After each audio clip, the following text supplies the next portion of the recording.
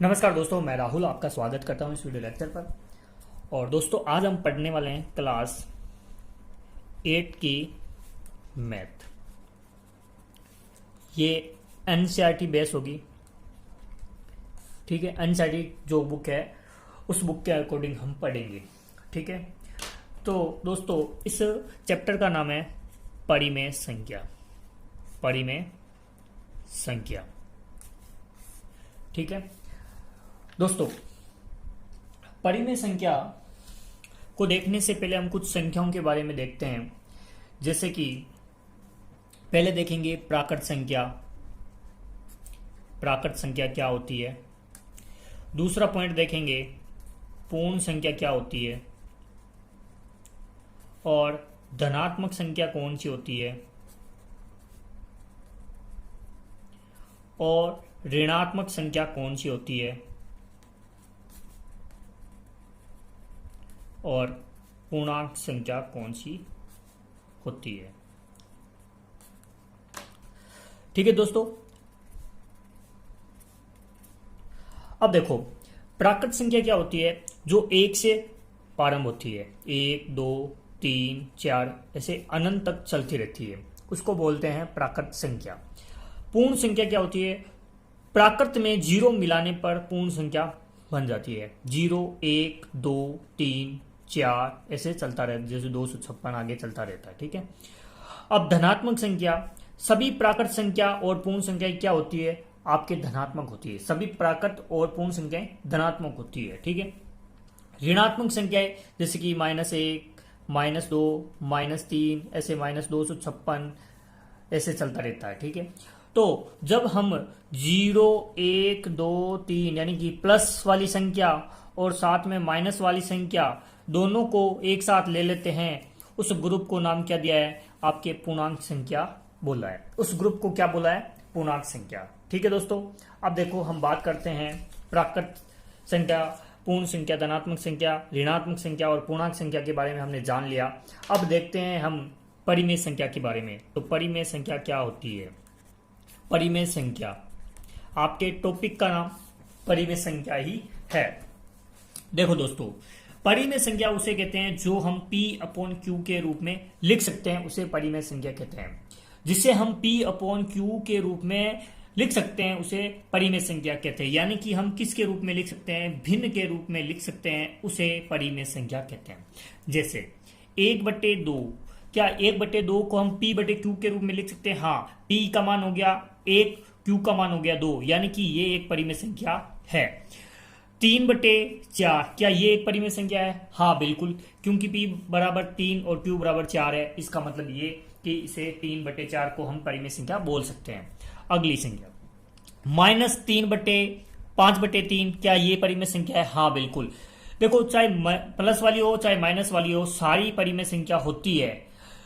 एक और, क्या 1/0 क्या परिमेय संख्या है।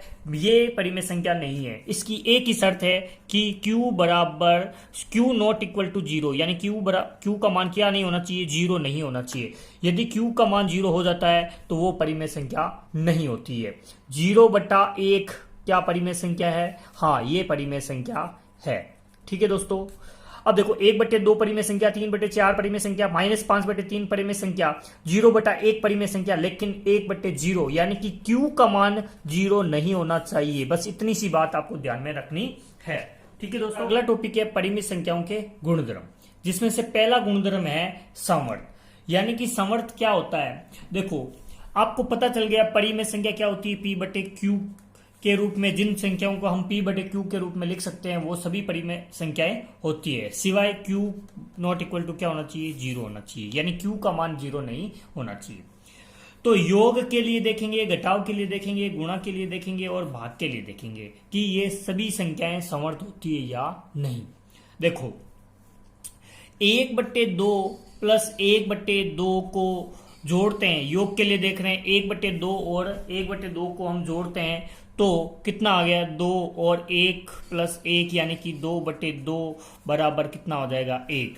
यानी क्या, जोड़ने पर, दो संख्याओं को जोड़ने पर, तीन संख्याओं को जोड़ने पर क्या परिमेय संख्या प्राप्त होती है, तो वो योग के लिए क्या हो रही है, समर्थ हो रही है, यानी कि जोड़ने पर परिमेय संख्या ही प्राप्त होनी चाहिए, तो वो क्या होती है, समर्थ नियम को पालन करती है। जैसे कि a क्या है, परिमेय संख्या है, तो इसका मतलब योग के लिए परिमेय संख्या ये समर्थ नियम को पालन करती है। ठीक है, अब बात करते हैं घटाव की। 1/2 माइनस 3/4 क्या ये इस नियम को पालन करती है? यहां 2 ले लेते हैं एक बार, तो 2 1 माइनस 3 यानी कि -2/2 यानी कि -1 आया। क्या -1 क्या आपकी परिमेय संख्या है? क्या -1 क्या परिमेय संख्या है? आप कहोगे हाँ बिल्कुल परिमेय संख्या है, इसलिए घटाव के लिए भी समवर्त नियम को पालन हो रहा है। गुणा के लिए तो 1/2 गुणा 3/2 यानी कि 3/4 क्या ये परिमेय संख्या है? हाँ है, बिल्कुल है। ठीक है, अब बात करते हैं भाग।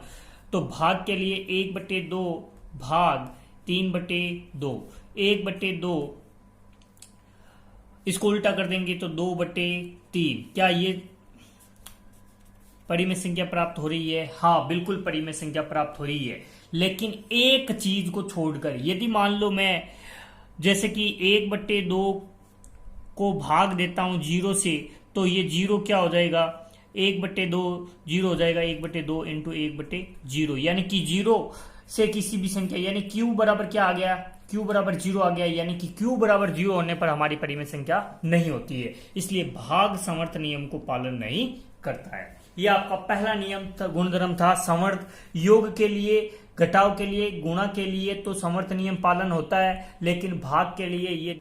अगला गुणधर्म है क्रम विनिमयता।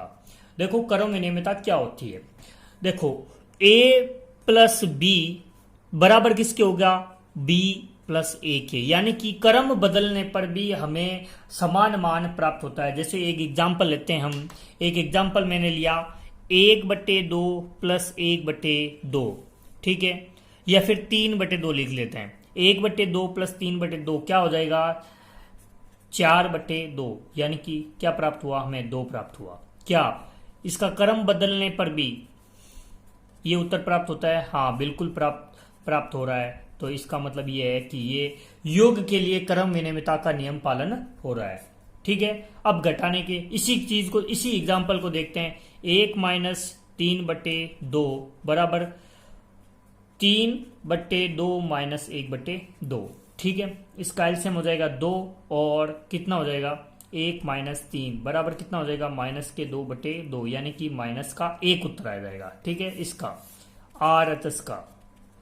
अब LHS में देखो 2 और कितना हो जाएगा, 3 माइनस 1 यानी कि 2/2, यानी कि हो जाएगा 1। अब देखो ये -1 प्राप्त हुआ है, ये 1 प्राप्त हुआ है। क्या -1 और 1 बराबर होते हैं? आप कहोगे बिल्कुल बराबर नहीं होते हैं, इसलिए घटाव के लिए क्रम विनिमयता का नियम पालन नहीं होता है। ठीक है, यानी कि a माइनस बी और b माइनस a क्या नहीं होता, इक्वल नहीं होता। ठीक है, अब अगली चीज है गुणा के लिए, तो इसी चीज को लेते हैं। 1/2 इंटू 3/2 बराबर 3/2 इंटू 1/2, तो ये हो जाएगा 3/4 और ये हो जाएगा 3/4, यानी कि a इंटू बी बराबर b इंटू ए करने पर क्या हो रहा है, बराबर प्राप्त हो रहा है। इसका मतलब ये है कि क्रम विनिमयता के लिए गुणा का नियम भी, गुणा के लिए क्रम विनिमयता का नियम भी क्या हो रहा है, पालन हो रहा है। अब देखो मोस्ट इंपोर्टेंट बात है भाग के लिए।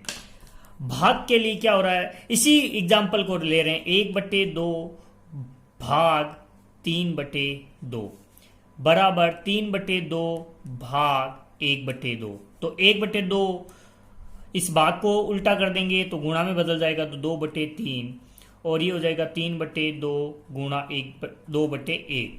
2 से 2 कट जाएगा तो 1/3 और ये हो जाएगा 3/1, यानी कि ये दोनों मान बराबर नहीं है, इसके लिए भाग क्रम विनिमयता के नियम को पालन नहीं करता है। ठीक है, आपका ये क्रम विनिमयता का नियम भी सोल्व हो गया। अब इसका स्क्रीनशॉट ले लीजिए जल्दी से, इसके नियम की पालना चेक करेंगे, जांच करेंगे कि योग के लिए सहचारिता होता है, घटाव के लिए होता है, या गुणा के लिए होता है, या भाग के लिए होता है, देखते हैं। ठीक है, पहले देखते हैं योग के लिए। इसके अंदर समझो पहले क्या होगा, a plus B plus C बराबर होगा a प्लस बी प्लस सी। लेकिन इसमें देखो क्या होगा, जो एक संख्या को छोड़ के अगले दो संख्याओं के बीच में क्या होगा, ब्रैकेट होगा, और इसमें शुरुआत में ब्रैकेट होगा। ये चीज है आपको, बस और कुछ नहीं है। चाहे गुणा देख लो, चाहे भाग देख लो, चाहे घटाव देख लो, चाहे योग देख लो, सारों में यही चीज मिलेगी आपको। तीन संख्याएं मिलेगी, पहली संख्या छोड़कर दूसरी दोनों संख्याओं के बीच में जो ब्रैकेट होगा, और बराबर के उधर क्या होगा, दोनों संख्याओं में ब्रैकेट होगा, प्लस में अगली संख्या होगी। ठीक है, अब देखो एक संख्या लेते हैं, 1/2 प्लस 1/2 प्लस 1/2, ये लेते हैं, बराबर में 1/2, यानी कि मैं इसको 3/2 लिख देता हूं, प्लस 3/2 प्लस 1/2, तो इसके अंदर ब्रैकेट है। अब देखो इसको मैं 1/2 लिख देता हूं, प्लस ये हो जाएगा 2 और 3 प्लस 1, यानी कि 1/2 प्लस 4/2, यानी कि ये हो जाएगा 1/2 प्लस 2। अब इसका एलसीएम कितना हो जाएगा, 2 हो जाएगा, 1 प्लस 2 यानी कि 1 प्लस 5/2, उत्तर आ गया। अब बराबर में ये क्या हो रहा है, ये हो रहा है 4/2 प्लस 1/2, यानी कि ये भी क्या आ रहा है, 5/2 आ रहा है। यानी कि योग के लिए समर्थ नियम का क्या हो रहा है, सहचारिता के नियम का क्या हो रहा है, पालन हो रहा है। ठीक है, अगली चीज देखते हैं, घटाव के लिए इसमें क्या लिखेंगे, देखो इसको लिखेंगे a plus B plus C बराबर a plus B plus C, bracket किसके होंगे, इसके होंगे और इसके होंगे। ठीक है, अगली चीज देखो घटाव के लिए, तो इसमें घटाव के लिए क्या होता है, समर्थ नियम का पालन नहीं होता है। ठीक है, आप देख लेना, a माइनस बी माइनस सी बराबर a माइनस बी माइनस सी, इसको ब्रैकेट और इसको ब्रैकेट के अंदर रख दो, तो ये घटाव के लिए समर्थ नियम का पालन नहीं करता है। गुणा के लिए क्या हो रहा है, समर्थ नियम का पालन, सहचारिता का नियम का पालन हो रहा है। घटाव के लिए सहचारिता का नियम पालन नहीं हो रहा है, गुणा के लिए सहचारिता का नियम का पालन हो रहा है, और भाग के लिए क्या हो रहा है, ये सहचारिता का नियम का पालन नहीं हो रहा है। आप इसका एग्जाम्पल लिख सकते हो, देखो a माइनस बी माइनस सी बराबर होगा a माइनस बी माइनस सी के, इसके बराबर नहीं है, इसलिए क्या हो रहा है, घटाव सहचारिता के नियम को पालन नहीं हो रहा है। a इंटू कोष्टक b इंटू सी बराबर है a इंटू बी इंटू सी, ये दोनों बराबर हैं इसलिए हो रहा है। a भाग b भाग c not equal to a भाग b भाग c। ठीक है, अगला पॉइंट है वितरकता। देखो वितरकता क्या होती है, देखो x प्लस 2 और गुणा में है 3।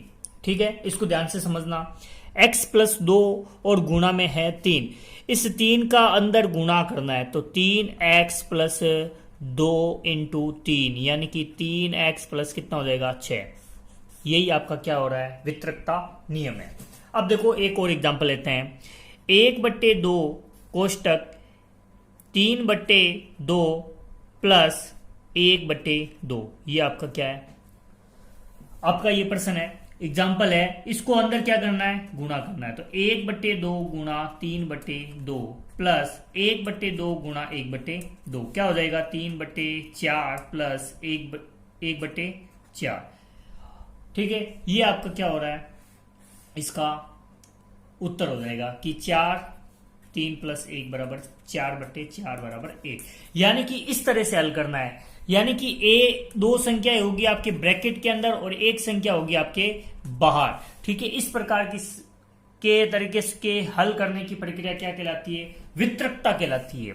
ठीक है दोस्तों, आपने इसको समझा होगा, जैसे कि a b plus C, a b यानी कि a कोष्टक b प्लस c, इसका मान क्या होगा, a b plus a c हो जाएगा। ठीक है, अब अगली चीज भी देख सकते हैं, इसके माइनस के लिए भी हो सकता है b माइनस सी, यानी कि a b माइनस ए सी हो सकता है, यानी कि a/b गुणा b बट्टे या c बट्टे d प्लस e/f, इस तरह के आपके प्रश्न मिल सकते हैं। तो इसको क्या हो जाएगा, a/b गुणा c/d प्लस a/b गुणा e/f।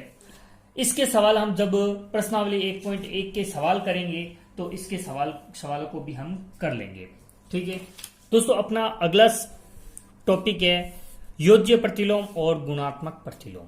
देखो योज्य प्रतिलोम का अर्थ है कि जो आपका चिन्ह दे रखा है, चिन्ह बदलेगा, चिन्ह बदलना है।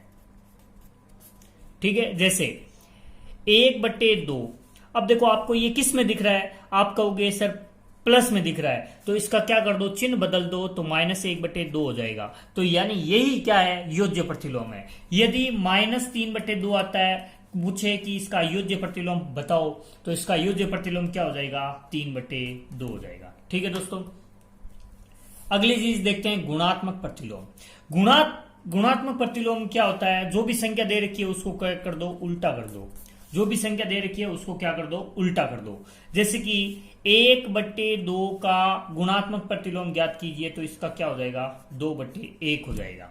ठीक है, -7/2 का गुणात्मक प्रतिलोम ज्ञात कीजिए, तो गुणात्मक प्रतिलोम में माइनस का माइनस ही रहेगा, प्लस नहीं होगा, क्योंकि हमें योज्य प्रतिलोम नहीं निकालना है, हमें क्या ज्ञात करना है, गुणात्मक प्रतिलोम ज्ञात करना है।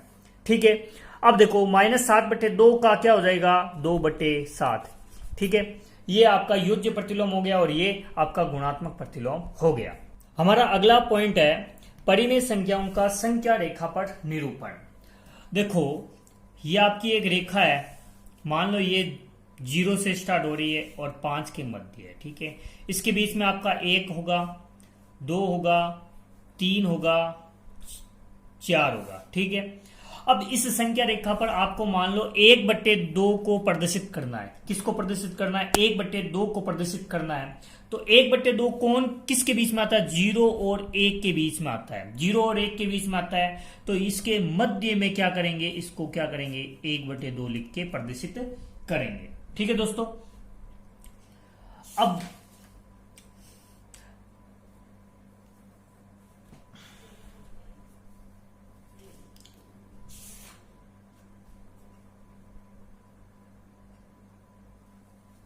यदि आपको पूछे कि 3/4 निकालो, तो 3/4 कहां पे मिलेगा आपको, 3/4 कहां पे मिलेगा, या 5/3 निकालो तो ये कहां पे मिलेगा। तो इसके लिए क्या करेंगे, 3 में 4 का भाग दे देंगे तो पॉइंट लग जाएगा। कितनी बार जाएगा, 7 चौक 28, 7 चौक 28, 0 पॉइंट।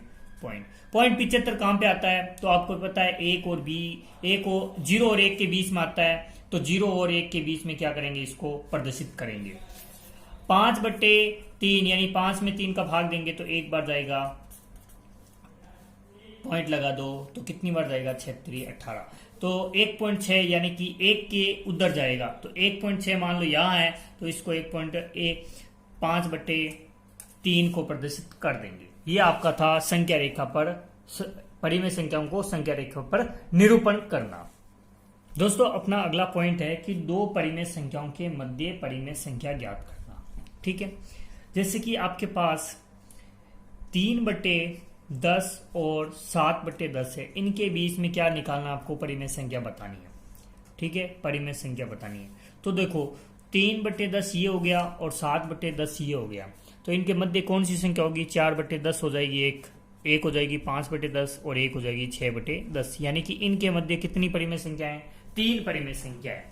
इसी प्रकार आपको पूछे -5/6 और 5/8 के मध्य परिमेय संख्याएं बताओ, तो देखो आपको इस सवाल से आपको पता चला होगा कि इसके हर समान है।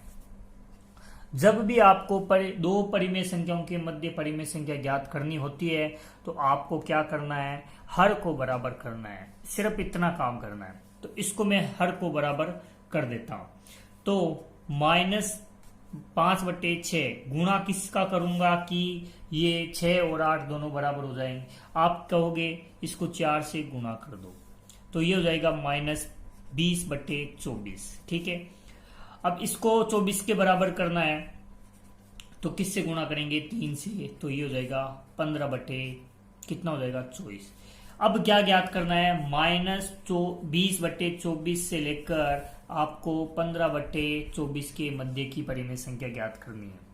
तो कितनी हो जाएगी, देखो एक हो जाएगी -19/20, -18/20, -17/20, -16/20, ऐसे चलता रहेगा, कहां तक चलेगा, -14/24 24 तक चलेगा। यानी कि यहाँ क्या होगा, सॉरी 14/24, यानी कि यहाँ 13/24, यहाँ 12/24, इसके बीच में भी -15/24, यानी कि -19/24 से लेकर 14/24 तक की क्या होगी, हमें संख्याएं प्राप्त होगी। इसकी एक और विधि है, इसकी एक और विधि को समझते हैं।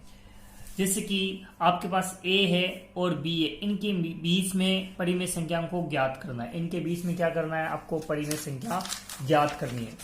देखो a और b के मध्य परिमेय संख्या ज्ञात करनी है, तो a + b/2 कर दो, परिमेय संख्या ज्ञात कर परिमेय संख्या मिल जाएगी। ठीक है, यानी कि a और b इनके मध्य आपको जो परिमेय संख्या मिलेगी वो a + b/2 के रूप में